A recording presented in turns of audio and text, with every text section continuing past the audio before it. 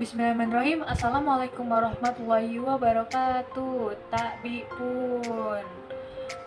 Kami dari Program Pendidikan Bahasa dan Sastra Indonesia dengan mata kuliah Derivatif Bahasa dengan dosen pengampu yang pertama Pak Mulyanto Widodo dan Ibu Atik Kartika serta rekan-rekan yang berbahagia. Pada kesempatan kali ini, kami dari kelompok 9 akan membawakan materi yang berjudul Sumber Belajar. Kami dari kelompok 9 dengan beranggotakan yang pertama, saya sendiri Mutia Fitri Suti dengan MPM 211304144. Yang kedua, Revira Cahya Ayu Maharani dengan MPM 21130414046. Dan yang ketiga, Wayan Tia Dilona dengan MPM 21130414018. Yang keempat, Pinuli Mulki Anis Basweda dengan MPM 211304164 dan Olivia Ananda Salsabila dengan MPM 211304120. Adapun materi yang akan kami bawakan yaitu yang pertama ada pengertian sumber belajar, yang kedua lingkungan sumber belajar, yang ketiga kualitas sumber pembelajaran, yang keempat learning rules dalam peningkatan kualitas pembelajaran, yang kelima fungsi sumber belajar, yang keenam manfaat sumber belajar, dan yang ketujuh komponen-komponen sumber belajar. Baiklah, materi yang pertama yaitu ada pengertian sumber belajar. Sumber belajar atau learning loss adalah segala sumber baik yang dapat digunakan oleh peserta didik dalam kegiatan belajar, bisa berupa data, orang, dan wujud tertentu, baik secara berkontribusi maupun terpisah, sehingga dapat memudahkan peserta didik dalam mencapai tujuan belajar dan kompetensi tertentu. Sumber belajar merujuk kepada sumber apapun yang digunakan oleh pendidik dan peserta didik dengan tujuan pembelajaran. Itu menurut Education Center of Education and Innovation tahun 2009 halaman 32. Sedangkan menurut Dorner 2006.23 menyebutkan bahwa tema sumber belajar sebenarnya menegaskan bahwa ia merupakan tujuan dan konteks pembelajaran yang menentukan apakah sebuah sumber merupakan sumber belajar atau tidak, bukan teknologi itu sendiri. Maka dari itu fungsi utama dari sumber belajar adalah mempermudah kegiatan belajar dan meningkatkan kinerja dalam konteks pengajar dan pembelajaran. Materi yang kedua yaitu lingkungan sebagai sumber belajar. Sumber belajar sebagai salah satu komponen atau unsur pembelajaran di kelas memegang peranan terpenting sebagai rangka terselenggaranya kegiatan pembelajaran yang menarik dan bermakna. Lingkungan sebagai sumber belajar dapat diartikan salah sesuatu yang ada di sekitar peserta didik yang dapat dimanfaatkan untuk menunjang kegiatan belajar dan pembelajaran secara lebih optimal. Baiklah, materi selanjutnya akan dijelaskan oleh rekan-rekan saya. Pendidik harus memahami dengan baik kriteria dalam memilih sumber belajar atau learning research dengan memperhatikan hal-hal berikut ini. A. Tujuan yang ingin dicapai, B. Ekonomis, C. Praktis, D. Mudah didapat, dan E. Fleksibel. Kemudian kualitas pembelajaran. Kualitas atau mutu dapat juga diartikan sebagai kesesuaian penggunaan atau tepat untuk dipakai. Mutu dalam perspektif pendidikan dapat dilihat dari sisi prestasi siswa, proses pembelajaran, kemampuan lulusan dalam mengembangkan potensinya di masyarakat, serta dalam hal memecahkan masalah dan berpikir kritis. Ada dua faktor yang mempengaruhi mutu pendidikan pada umumnya dan mutu pembelajaran pada khususnya, yaitu faktor internal dan eksternal. Kualitas pendidik dapat juga dilihat dari segi kreativitas, produktivitas, dan kompetitif. Baik, materi selanjutnya adalah learning research dalam peningkatan kualitas pembelajaran. Pembelajaran dikatakan berhasil jika terjadi perubahan perilaku belajar pada peserta didik. Perubahan perilaku tersebut berkaitan dengan pengetahuan, sikap, serta keterampilan peserta didik. Kunci utama dalam meningkatkan kualitas pembelajaran ialah meningkatkan pengetahuan pendidik sebagai orang yang membelajarkan, serta peserta didik dalam menggunakan sumber belajar yang tepat untuk meraih tujuan yang telah ditetapkan dan mempertimbangkan karakteristik belajar peserta didik. Yang selanjutnya adalah fungsi atau manfaat sumber belajar.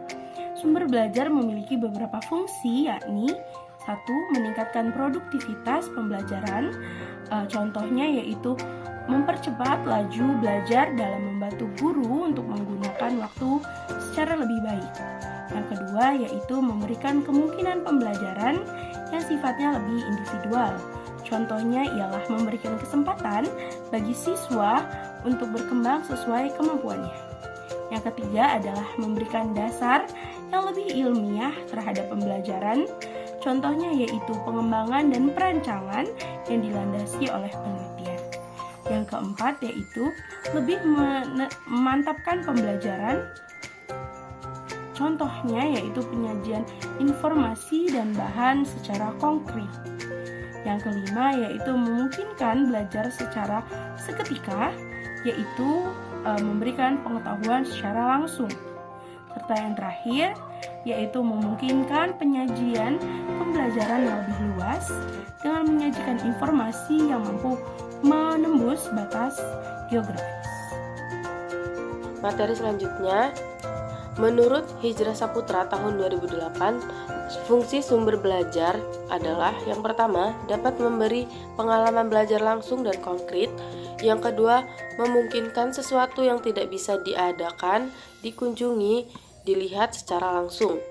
Ketiga, menambah dan memperluas cakrawala sajian. Dan yang keempat, memberi informasi yang akurat dan terpadu. Selanjutnya, manfaat sumber belajar. Yang pertama, dapat memanfaatkan sepenuhnya segala sumber informasi sebagai sumber belajar.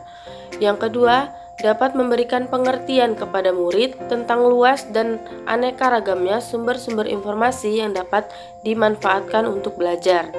Yang ketiga, dapat mengganti fasilitas murid dalam belajar tradisional dengan belajar aktif yang didorong oleh minat dan keterlibatan diri di dalamnya. Dan yang keempat, meningkatkan motivasi belajar dengan menyajikan berbagai kemungkinan tentang bahan pelajaran. Demikian dari saya.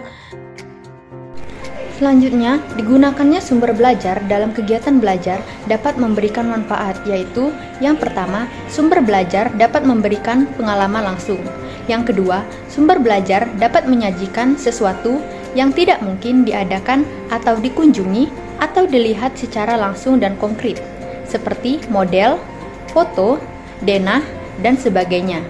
Yang ketiga, sumber belajar dapat menambah dan memperluas pengetahuan dan pengalaman. Materi selanjutnya yaitu komponen-komponen sumber belajar. Komponen adalah bagian-bagian yang selalu ada di dalam sumber belajar, dan bagian-bagian itu merupakan satu kesatuan yang sulit berdiri sendiri, sekalipun mungkin dapat dipergunakan secara terpisah. Komponen-komponen sumber belajar menurut Nana Sutjana dan Ahmad Rifai tahun 1989 di bukunya halaman 81 sampai 83 dapat diuraikan sebagai berikut. Yang pertama, tujuan, misi, dan fungsi sumber belajar. Artinya, setiap sumber belajar selalu memiliki tujuan atau misi yang akan dicapai. Tujuan setiap sumber itu selalu ada, baik secara eksplisit maupun secara implisit. Tujuan sangat dipengaruhi oleh sifat dan bentuk sumber belajar itu sendiri. Yang kedua, bentuk, format, atau keadaan fisik sumber belajar. Satu dengan lainnya berbeda-beda. Keadaan fisik sumber belajar merupakan komponen penting.